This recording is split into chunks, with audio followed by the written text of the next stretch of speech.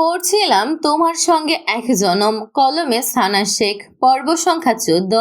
লামহা মৌলিন মুখে বিছানায় বসে আছে। ওর এখন গলা ছেড়ে কাঁদতে ইচ্ছে করছে। বাবার বাড়ি থেকে আসার পর শ্বশুর বাড়িতে তো তাও অনেক মানুষ ছিল, অতটাও একা একা লাগেনি। কিন্তু এখানে তো হিমেল ছাড়া কেউ নেই। এই অসভ্য ছেলের সঙ্গে একা থাকতে হবে ভেবেই আরো কান্না পাচ্ছে। হিমেল ড্রয়িং রুম থেকে বেডরুমে এসে দেখে লামহা চোখ মুছছে। দরজার সামনে দাঁড়িয়ে থেকেই লামহার দিকে তাকিয়ে রইল। স্মরণ হয় বিয়ের দিনের সব ঘটনা, কি কি বলেছিল, কেমন আচরণ করেছিল। সেসব মনে হতেই নিজের কাছে নিজেকেই ছোট মনে হয়। ধীর পায়ে এগিয়ে এসে লামহার পাশে বসে। লামহা ওর মুখের দিকে একবার তাকিয়ে সরে যেতে নেয়। হিমেল লামহার হাত মুঠো করে ধরে লামহার গা ঘেঁষে বসে। লামহার সরে যাওয়ার আর জায়গা নেই। একপাশে খাটের হেডবোর্ড, অন্য পাশে হিমেল। উঠে যেতে নিলে হিমেল আটকে দেয় ওকে, জোর করে নিজের পাশে বসিয়ে রাখে। বাম হাতে লামহার এক হাত মুঠো করে ধরে রাখা, অন্য হাতে লামহার গালে রেখে লামহার মুখে নিজের দিকে ফেরায়। লামহার চোখ জোড়া হতে ঝরঝর করে পানি গড়িয়ে পড়ছে। হাত দিয়ে চোখের পানি মুছে কান্না জড়ানো গলায় বলে, ঘৃণা লাগছে না আমাকে ছুঁতে? লামহার কথা শুনে শক হিমেল। ওর চেহারার রং পাল্টে গেছে।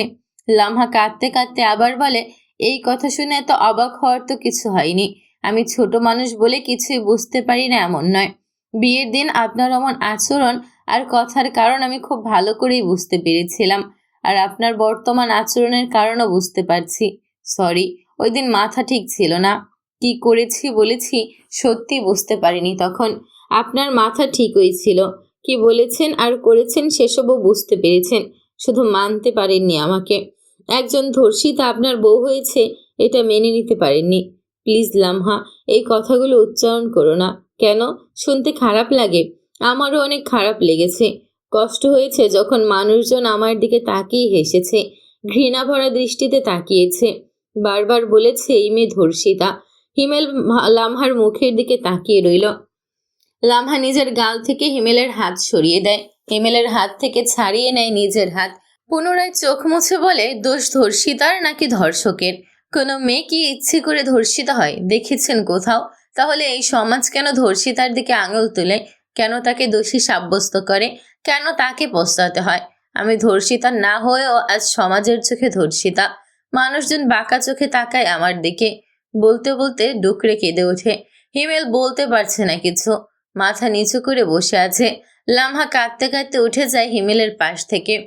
বেশ কিছুক্ষণ পর ওয়াশরুম থেকে বেরিয়ে আসে লামহা। হিমেল এখনো আগের মতো বসে আছে মাথা নিচু করে।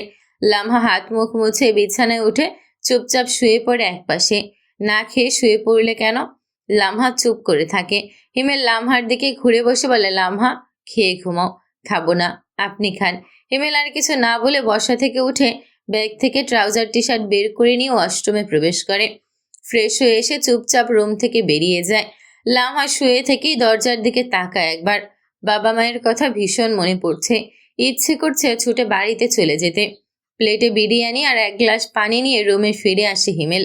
প্লেট আর গ্লাসটা সেন্টার টেবিলের উপর রেখে বিছানায় উঠে লামহাকে ডেকে বলে, লামহা উঠে খেয়ে ঘুমাও। খাবো না। জেদ করবে না, ওঠো। বলেছি তো খাবো না। রাগিও না আমায়, ওঠো। আমি না খেলে আপনার কি? তুমি আমার ওয়াইফ। তুমি না খেয়ে থাকলে অবশ্যই আমার অনেক কিছু। ওয়াইফ বলে মানেন আমাকে? হ্যাঁ। তাহলে প্রথম দিনই মানেননি কেন? কেন আমার কাছ থেকে সব অধিকার কেড়ে নিয়েছিলেন? লামহা, পুরনো কথা বাদ দাও। বেশি দিন তো হয়নি। আমি ভুলতে পারছি না সেই কথাগুলো, আচরণ আর ঘটনা। ভুল করেছি আমি, আমার পুরো পরিবার করেছে। সকলের পক্ষ থেকে আমি মাপ চাইছি তোমার কাছে। এই ছোট নগণ্য একটা মেয়ের কাছে কেন মাপ চাইছেন বারবার? তুমি ছোট হতে পারো, তবে নগণ্য নয়। তুমি আমার একাংশে জুড়ে গেছো। আমি থাকবো না এখানে। এক কথা বারবার বলো না, ওঠো এখন। হিমেল জোর করে টেনে শোয়া থেকে তুলে বসায় লামহাকে। লামহা হিমেলের মুখের দিকে তাকিয়ে ফ্যাস ফ্যাস করে কেঁদে চলেছে। তোমার মাথায় অনেক বুদ্ধি। আমাকে নাকানি চোবানি খাওয়াবে সেটা স্পষ্টই বুঝতে পারছি। আমাকে নাকানি চোবানি খাওয়ানোর আগে নিজের খাবারটা খেয়ে নাও এখন। আমি বাড়িতে যাব। এখন কি রাস্তায় রয়েছো? আমি আমার বাবার বাড়িতে যাব। সামনের মাসে নিয়ে যাব। আমি এতদিন থাকবো না এখানে। আপনি আব্বুকে কল করে বলুন আমাকে নিয়ে যেতে। আগে খাও, তারপর ভেবে দেখব। খাবো না। খাইয়ে দিতে হবে? না। তাহলে খাও, এই যে প্লেট হাতে নাও। হিমেল লামহার হাতে প্লেট তুলে দেয়। লামহার শাড়ির আঁচল দিয়ে চোখ মুখ মুছিয়ে দেয়। কে বলবে এই মেয়ের 16 বছর বয়স, কথা শুনলে আর রাগ জেদ দেখলে বলবে 26 বছরের মেয়ে।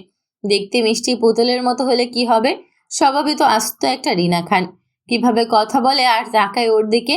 প্রথম প্রথম তো ভেবেছিল আসলেই সহজ সরল, বোকাশোকা শান্ত শিষ্ট একটা মেয়ে।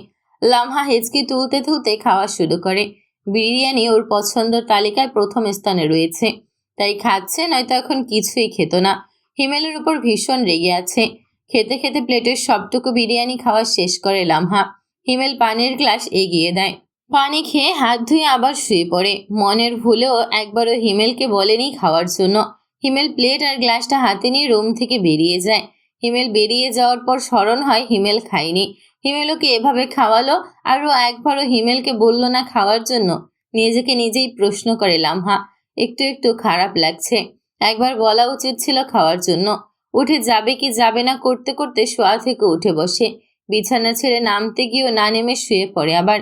একটুও যাবে না ওই বেটা খচ্চরের কাছে। হিমেল খাওয়া শেষ করে রুমে এসে দেখে লামহা ঘুমিয়ে গেছে।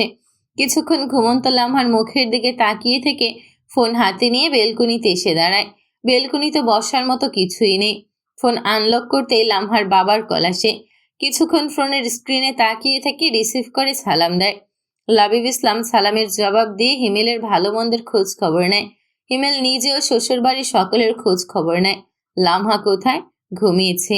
ডেকে দেব? না থাক, ঘুমিয়েছে যখন আর ডাকতে হবে না।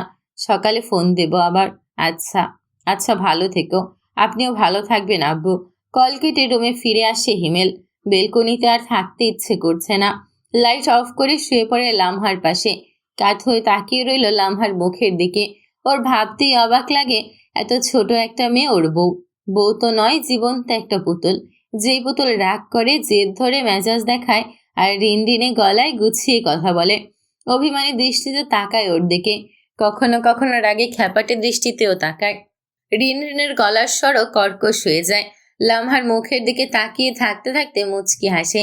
ভাগ্যিস বাপের জোরে বিয়েটা করেছিল, নয়তো এমন মিষ্টি পুতুলের মতো বউ কোথায় পেত।